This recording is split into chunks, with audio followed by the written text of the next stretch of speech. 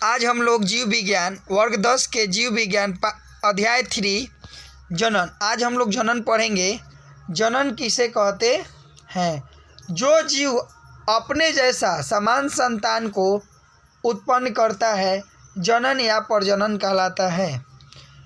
जैसे गाय गाय को जन्म देती है, मानव मानव को जन्म देता है। यह एक सामान्य संतान को उत्पन्न करते हैं। यही प्रक्रिया को हम लोग जनन कहते हैं। अर्थात जिस जीव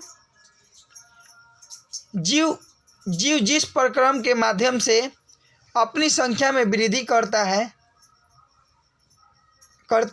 उसे जनन कहा जाता है।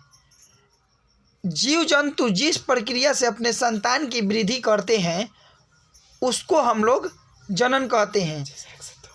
जैसे 1 से 2, एक जीव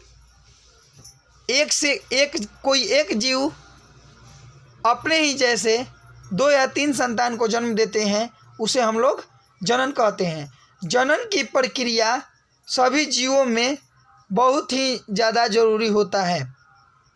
जनन की प्रक्रिया सभी जीवों में बहुत ज़्यादा ही ज़रूरी होता है, क्योंकि अगर कोई भी जीव जंतु जनन नहीं करेंगे तो उनकी संतान की वृद्धि नहीं होगी। जनन के कारण ही कोई जीव जंतु अपनी अस्तित्व को बनाए रखता है। जनन के कारण ही कोई जीव जंतु अपने अस्तित्व को बनाए रखता है, अपने जनसंख्या को बनाए रखता है। जनन की प्रक्रिया में भाग लेने वाले को जनक कहा जाता है। जो जीव जंतु जनन के प्रक्रिया में भाग लेते हैं उसे जनक कहते हैं। जनन की प्रक्रिया के फलस्वरूप जिसका निर्माण या जन्म होता है उसे संतान या संतति कहते हैं।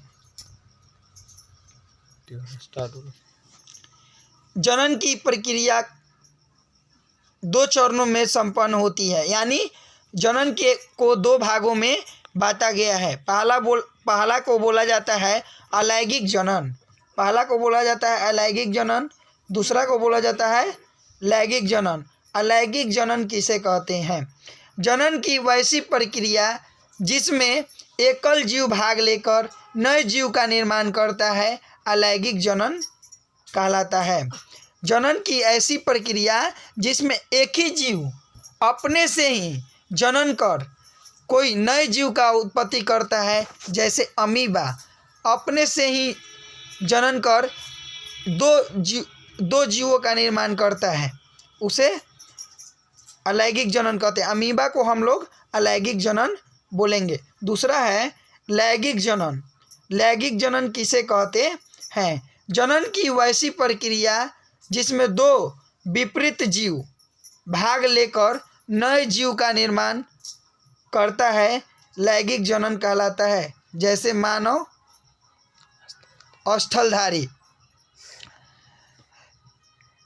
लैंगिक जनन में नर और मादा आपस में भाग लेते हैं, जिसके द्वारा लैंगिक जनन संपन्न होता है।